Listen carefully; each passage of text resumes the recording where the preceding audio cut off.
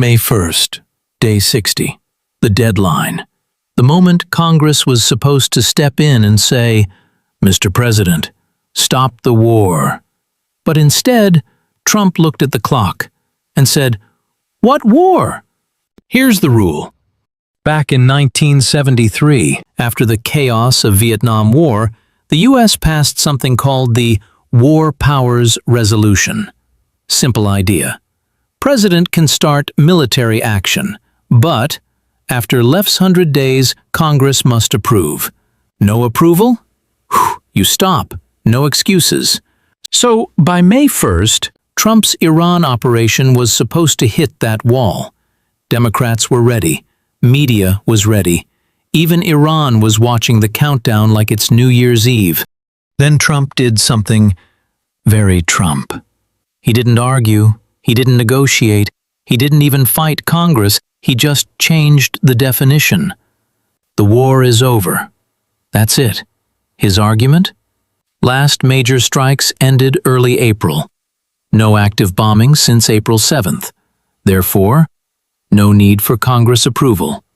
Translation: you can't stop a war that doesn't exist anymore. Democrats: what? Because here's the problem.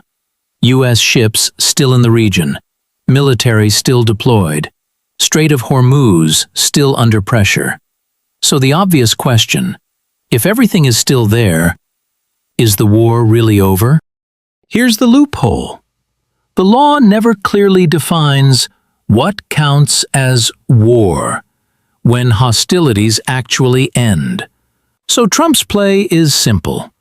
Stop visible strikes. Keep military pressure.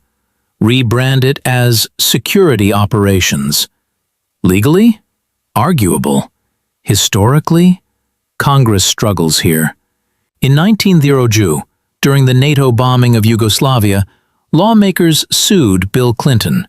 Case: Campbell versus Clinton. Result: Congress lost. Court basically said, you have political tools, not lawsuits. Translation: if you don't like it, stop him politically. So what can Democrats do? In theory, cut funding, pass restrictions, block operations. In reality, they've tried many times, but blocked, rejected, stalled. Even Senate leadership, we're not rushing into a vote. So Trump's position becomes, Congress can't stop me, courts won't stop me, and I define when the war ends. That's not just strategy, that's political judo. While Washington argues, Iran is busy booking flights. Its foreign minister isn't sitting in Tehran waiting for peace. No, he's going on a world tour. Not a vacation, a survival tour. First stop, Pakistan.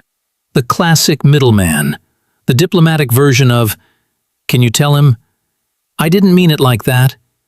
Next stop, Oman, right next to the Strait of Hormuz, where oil prices go up every time someone gets nervous. Because Iran understands something very simple: control the sea, or at least control the panic. And then, the headline visit, Moscow, Putin. Now let's be honest, when you fly to see Putin during a war, you're not going there for tea. You're going there to say, are you in, or are you just watching? And Putin's answer? Classic. We support peace. Translation: we support watching this from a safe distance. And Iran doesn't stop there. It is also talking to Saudi Arabia, Qatar, Turkey, Iraq, building connections across the region. Because Iran understands something very dangerous. If this war becomes bigger, it becomes harder for the U.S. to control. So while the U.S. tries to isolate Iran, Iran is adding more players to the board. Iran's strategy is not victory, it's time. So Iran keeps offering peace deals, new proposals, new conditions, new promises, negotiation without conclusion. Iran is willing to compromise on almost everything, except one thing: nuclear capability. They say, "We won't build nuclear weapons." But they also say, "We're keeping the materials." Trump's response? That's not happening. But Iran knows the United States is not united. So Tehran is trying to buy time, stretch the conflict, wait for political change in the US. Because if Washington changes, everything changes. But did Washington change? Yes, just not the way Iran expected. Back in Washington, the shouting didn't disappear, but something else did: momentum. At congressional hearings, Pete Hegseth still clashes with Democrats. Dan Kane still warns this could go beyond Iran. Arguments happen. Criticism remains. But something is different. The urgency is gone. No emergency vote, no dramatic showdown, no real move to stop the operation. Democrats are still speaking, but compared to before, noticeably quieter, less coordinated, no clear next step. Because once Trump says the war is over, he changes the battlefield. Not in the Middle East, in Washington. Now, suddenly, what are you trying to stop? A war that doesn't officially exist? So on the surface, things look calmer, less explosive, less dramatic. But behind the scenes, the system hasn't stopped. Because while politicians slow down, the military does not.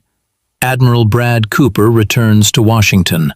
No media, no spotlight. He briefs Trump directly. Focus. Strait of Hormuz. Iran's infrastructure. Strategic options. Not the past. The next move. And at the same time, lawmakers continue receiving classified briefings behind closed doors. No cameras, no transcripts, no details. So ask yourself, if everything is over, why is planning still ongoing? This doesn't look like a war ending. This looks like a war being managed, paused, controlled, kept just below the line. And then, another twist. Dan Kane signals in Congress, Russia may be helping Iran. No details, because classified. And just one day earlier, Trump was talking to Putin about cooperation. So now we have two realities. Yesterday, Putin can help. Today, Putin is helping Iran.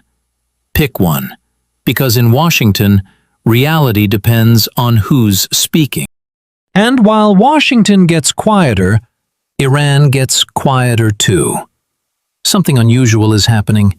Iran's top leadership, the president, the foreign minister, quieter than before, fewer statements, fewer appearances, more silence. But silence doesn't mean calm, because from the military side, the tone is very different. Senior figures within Iran's military are now issuing warnings. U.S. warships entering the Strait of Hormuz could be targeted. This isn't diplomacy. This is military signaling. And here's the dangerous part. If tensions rise again, the conflict could restart, and Trump can start the war clock all over again. At the same time, Israel re-enters the picture. Defense Minister Israel Katz warns, Israel may strike Iran again even without waiting. Now the situation becomes unstable. U.S. holds pressure, Israel acts, Iran responds. And suddenly, the ended war doesn't stay ended. So what just happened? Trump didn't end the war, he rebranded it. No war? No 60-day limit. Same ships, same tension, different label. And just like that, the war disappears. Thank you for watching Pastcast, where the past echoes through today. If you enjoyed the satire, scrolls, and scandals, like, subscribe, and ring the bell before the next empire falls.